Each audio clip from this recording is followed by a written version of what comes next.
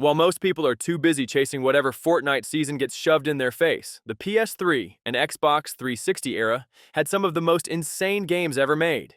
A witch with a shotgun fighting demons, a game so demanding it broke every PC on the planet. A JRPG where the hero straight up unalives corrupt politicians. These games are still playable today and somehow better than most modern releases. Here's a statement that will trigger every modern Call of Duty fan. Black Ops 2 was the last time the franchise had a soul. Not just the last good one, not just the last innovative one, but the last time Activision actually cared about creating something special instead of manufacturing annual addiction machines. This wasn't just another military shooter. This was the game that dared to ask what happens when warfare goes fully digital, when drones replace soldiers, and when the wrong algorithm can end civilization. The campaign jumped between decades, let you make choices that actually mattered, and delivered multiple endings when most shooters could barely manage one coherent story. The multiplayer wasn't just competitive, it was a social phenomenon that gaming hasn't recaptured since. The Pick-10 system broke every convention about loadouts, giving players freedom that modern Call of Duty games are still too scared to attempt. And don't even get me started on Zombies mode, which evolved from simple survival horror into elaborate puzzle-solving experiences that required PhD-level dedication to solve. Obsidian Entertainment got handed the keys to the Fallout franchise, then proceeded to create the most politically complex RPG ever made, while Bethesda wasn't looking. New Vegas didn't just improve on Fallout 3, it completely embarrassed it by showing what the series could be when the writing actually mattered more than the explosion budget. This wasn't just another post-apocalyptic power fantasy. This was a game that dared to ask uncomfortable questions about democracy, fascism, and what happens when civilization tries to rebuild itself from the ashes of its own stupidity. The NCR, Caesar's Legion, Mr. House, and the Independent Path weren't just faction choices.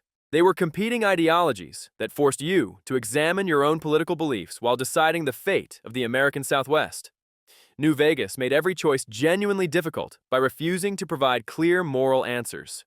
The NCR represents democracy, but can't stop their own corruption. Caesar's Legion offers order through unspeakable brutality. Mr. House promises technological progress through authoritarian control. And going independent means trusting that you're smart enough to govern better than any of them. The faction reputation system wasn't just a gameplay mechanic. It was a masterclass in consequence design that made every quest decision ripple across dozens of hours.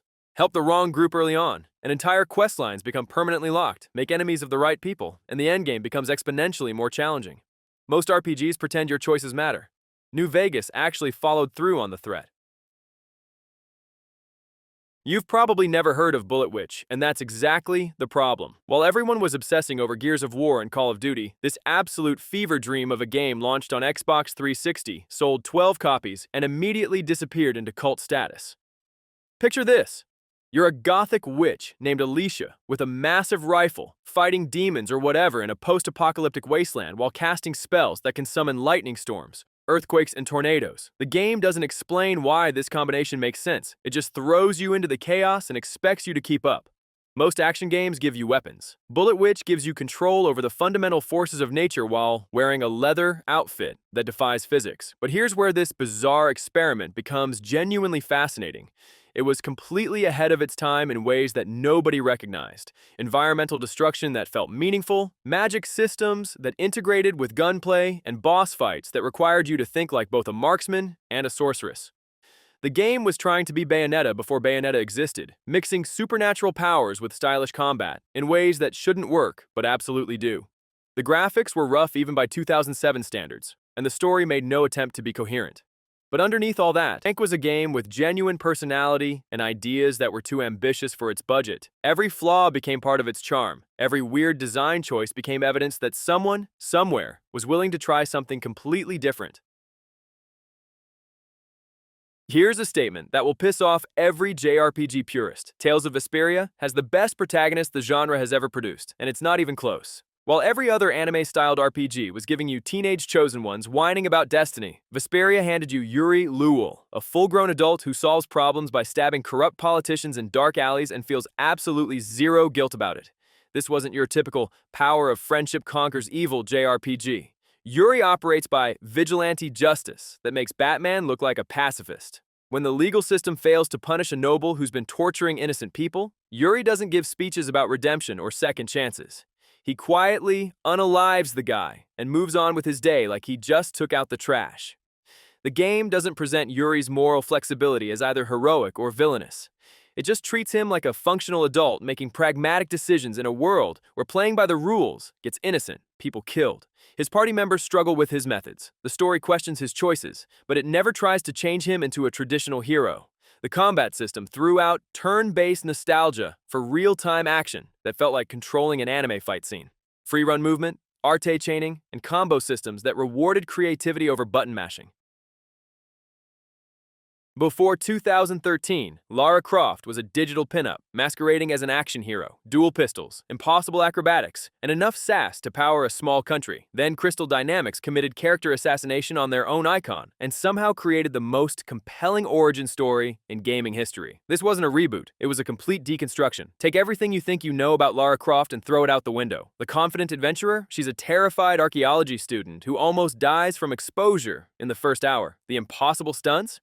She fails half her jumps and gets impaled by rusty metal. The tomb raiding? She spends most of the game desperately trying to survive while sobbing through panic attacks. But here's the genius that most people missed. Watching Lara transform from victim to survivor to hunter is more satisfying than any power fantasy gaming has ever delivered. The moment she draws that bow for the first time, you feel her desperation. When she makes her first kill, the game doesn't celebrate. It shows you the psychological cost. By the end, when she's finally become the Lara Croft everyone knows. The survival mechanics weren't just gameplay elements, they were character development tools. Every campfire upgrade, every skill unlocked, every piece of salvaged equipment represented Lara growing stronger not just physically, but mentally. Platinum Games looked at the entire action game genre and said, "You're all doing this wrong." Then they created Bayonetta, a character so ridiculously over the top that she makes Devil May Cry 4s. Dante looked like a suburban dad having a midlife crisis.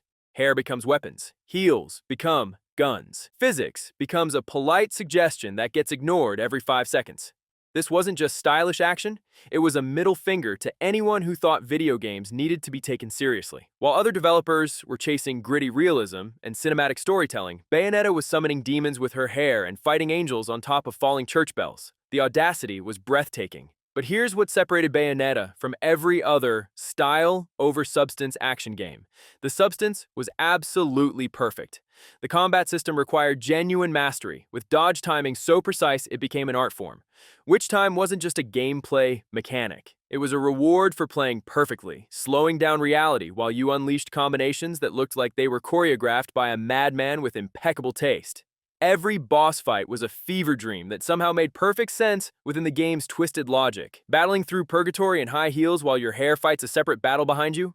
The game never winked at its own absurdity. It committed completely to being the most ridiculous thing ever created.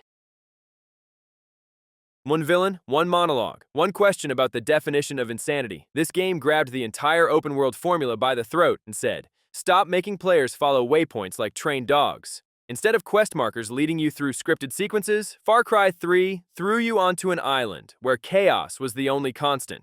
Outposts weren't just checkboxes to clear. They were tactical puzzles where a single mistake could turn stealth infiltration into explosive mayhem involving tigers, fire, and very confused mercenaries. It disguised a story about toxic masculinity and white savior complexes as a power fantasy, then slowly made you uncomfortable with your own enjoyment.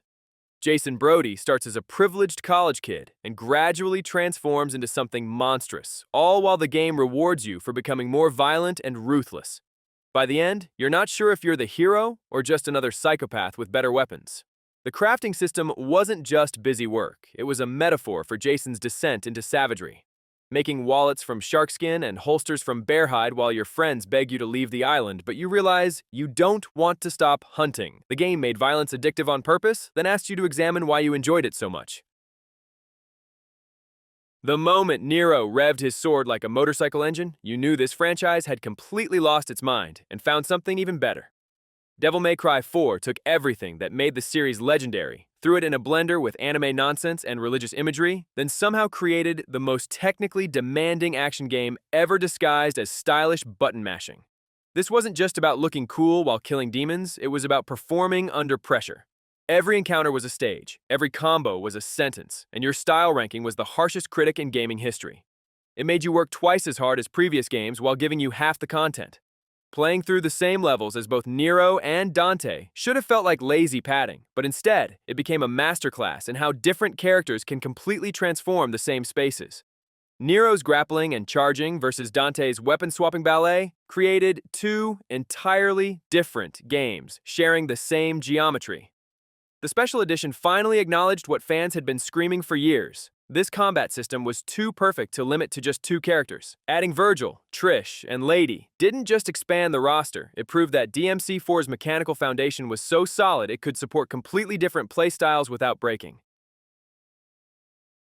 Okay, but can it run Crysis? Wasn't just internet humor, it was a legitimate existential crisis for PC gaming. This game launched in 2007 and immediately broke every computer on the planet, then had the audacity to be an incredible shooter hiding underneath its reputation as a hardware torture device. Most people remember Crysis as the game that melted graphics cards and spawned benchmark memes.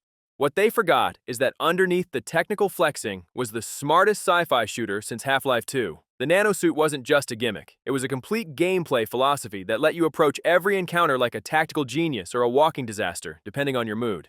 But here's the real tragedy. Crysis got so famous for its graphics that everyone ignored how revolutionary its sandbox approach actually was. Every enemy outpost could be infiltrated with maximum stealth, maximum armor, maximum speed, or maximum screw subtlety. I'm blowing everything up. The game trusted you to experiment with its systems instead of forcing you down predetermined paths like every other shooter. David Cage made a movie disguised as a video game starring Ellen Page and Willem Dafoe about a girl psychically bonded to an invisible entity that may or may not be trying to destroy the world. It should have been pretentious garbage. Instead, it became the most emotionally manipulative gaming experience ever created, and somehow that's exactly why it works. This wasn't just interactive cinema, it was psychological warfare disguised as entertainment.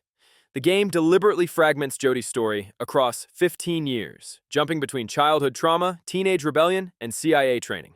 Just when you think you understand what's happening, it throws you into a completely different time period and dares you to piece together why this broken woman can barely function as a human being.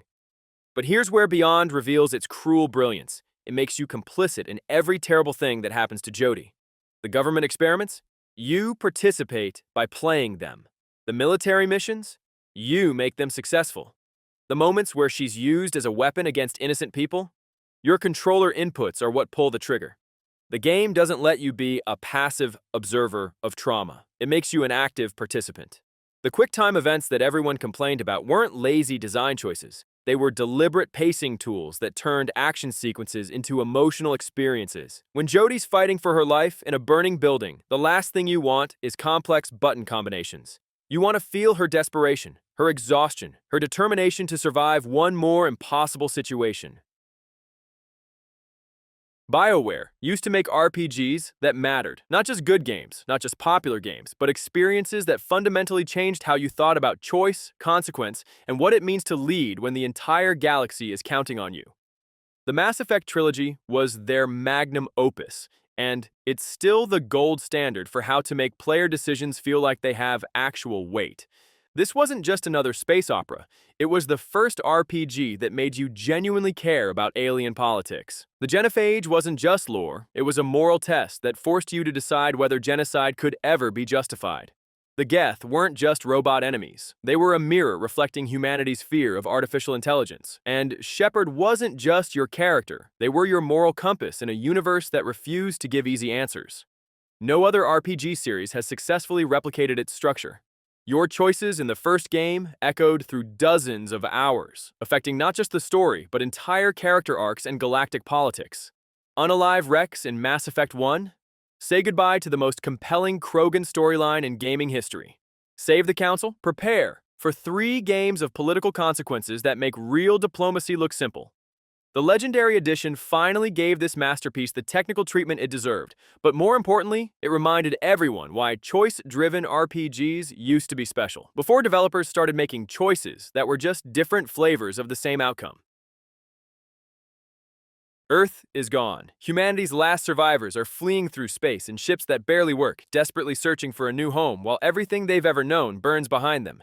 Most JRPGs start with village festivals, but Star Ocean: The Last Hope opens with nuclear apocalypse and asks if our species even deserves to survive. This was Crysis at their most ambitious and most unhinged. They took the JRPG formula, launched it into deep space, then added real-time combat so complex it made fighting games look simple. Every battle was controlled chaos, multiple characters executing combos simultaneously while you desperately tried to manage positioning and timing across a three-dimensional battlefield. The Last Hope used the vastness of space to make you feel genuinely small and insignificant. Other JRPGs make you the center of the universe. This game reminds you that you're a random from a dead planet. The character development system was so overwhelmingly complex that most players bounced off it entirely. Skill boards, battle trophies, item creation, and synthesis systems that interconnected in ways that required spreadsheets to fully understand. But for the players who committed to mastering these systems, it offered customization depth that made other JRPGs feel like toys. The PS3 and Xbox 360 era ended, but these games are so damn amazing. The question is whether you're curious enough to find out why they refuse to be forgotten. If you enjoyed the video, be sure to leave a like and subscribe for more.